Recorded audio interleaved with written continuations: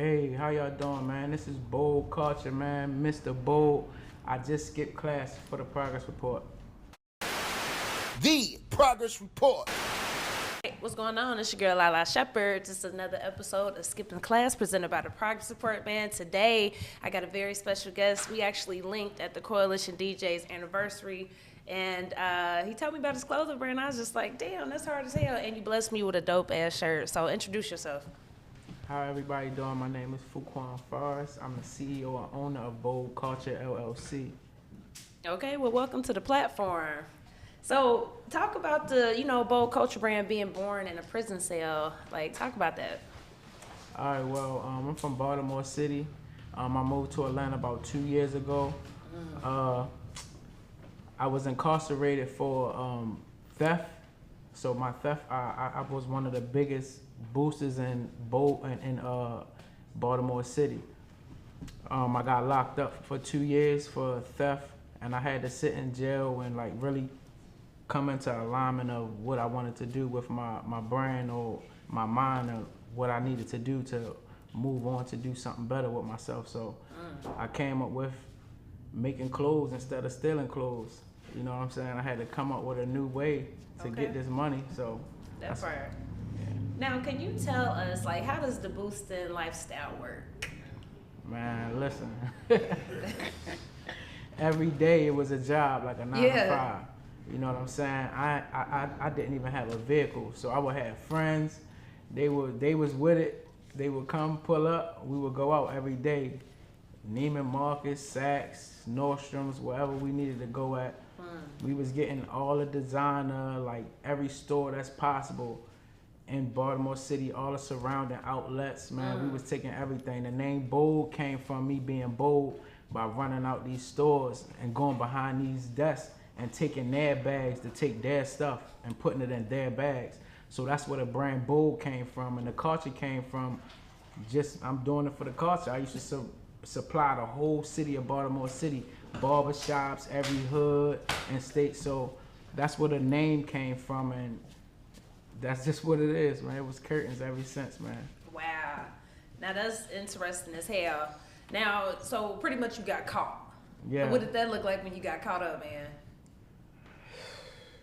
It looked like jail. It's not funny, but yeah, it is actually. Okay.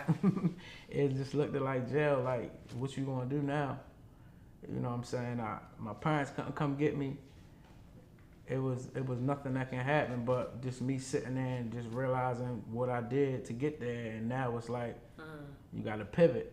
What you gonna do to make a difference when you get out? Cause you're gonna come out. You've been back and forth to jail, and you come back in, and then you come home, and then you come back in. It's like, what you gonna do now? Cause it's like I was getting back and forth, but that last time was 2 years. So it's like, who gotta stay for 2 years? Me? Now I'm looking at my lawyer like, who? I thought they said I was coming home. That's no, I wasn't. And it was during the summertime. I was sick. I had a young lady out there. She left a nigga for broke. So I'm just like, damn. But it made me realize, like, all you really got is your parents, man, your mom and your dad. And you really just I really had to sit back and realize, like, what can I do? And it's like, bro, you was outside stealing clothes, risking your freedom. Switch it around and make clothes, because that's what you really into. That's why I was really doing it, because I'm into it. I wasn't just doing it like a regular booster, just stealing clothes to make money. I was putting outfits together for people that was going out on the weekend. You know what I'm saying? I already was styling before I know I was styling. I didn't know that. So it took me to get in that type of situation to understand everything that I was already doing to get where I'm at today. That's hard. I mean, and that's what it's about, man. I love it. So, okay, tips for somebody that's just getting out and they got a vision and a purpose like yourself. What's some tips for them? Man, to stay consistent and to block everything out that's negative. Focus on positive things. Surround yourself around people that you admire or you look up to. People that's doing the things that you want to do. Even if you don't have nobody that's around you that's doing it. Read books, because the books will have everything that you want in the books. It'll strengthen your mind. And just the main focus, the main thing is just stay consistent and put God first. Don't worry about nothing else that's going on around you, because all these worldly things is not what it is, man. For 100%, sure. 100%. So can you name drop a few people that you styled for and designed for that we might know?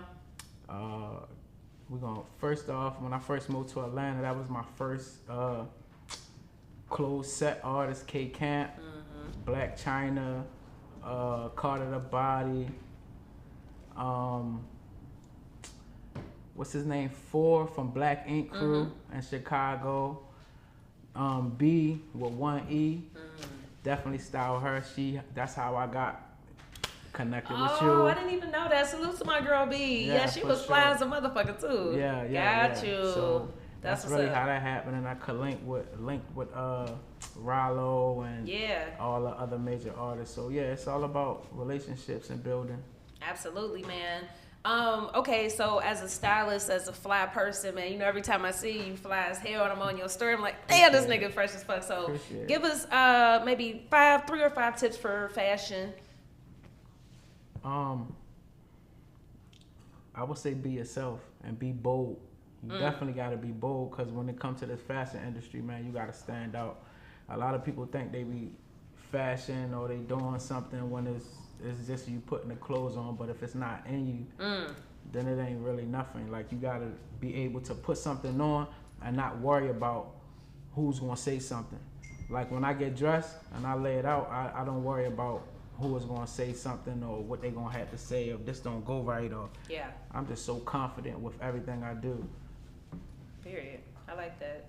Now talk about, you know, New York Fashion Week and the billboards, Times Square, and all that good stuff. So let's get into that. Oh yeah, that's definitely something that was like, when I came home from prison, I just wrote everything down I needed to do when I came home, and I attacked it.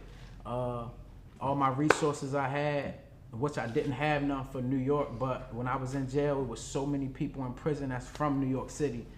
So I was just taking that information. Hey, where's Garment District? Hey, where's this at? Where's that at? And I was writing everything down. And by the grace of God, man, I got real heavy on my spiritual side and church and to church and everything when I came home. And one of the young ladies that's in a choir, her cousin was a PR for New York Fashion Week. So she like, man, I need to lock you in with her. Lock me in with her. Crazy. I went to my first show, front row.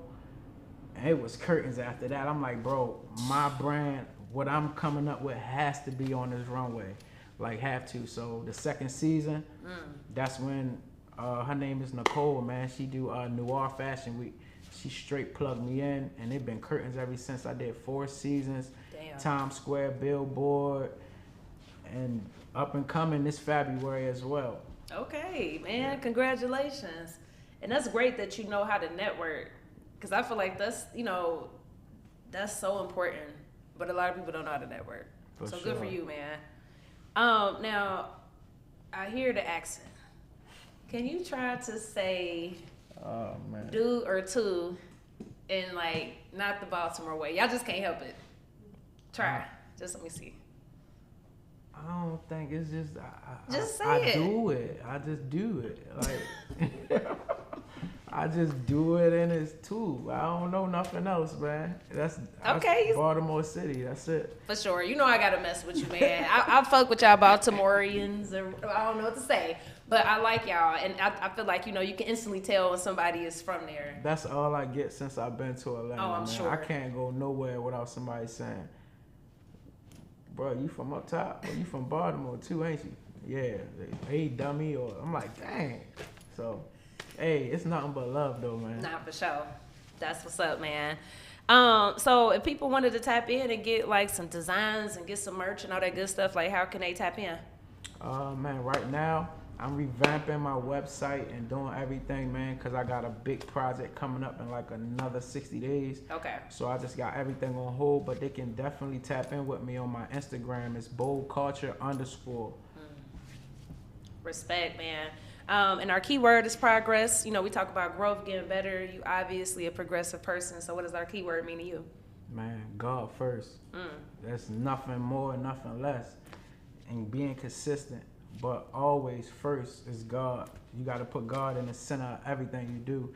You can have every type of vision, you can have every type of dream, you can have anything that you want to do in life, but if God not in the center, nothing's going to work, man. Just remember, write everything down, because without a vision, man, perish. That part. Let us know your social media. BullCulture_. Okay. Period. Right to it. Anything else you want the people to know? No, man. Just that, man. Just expect something's coming real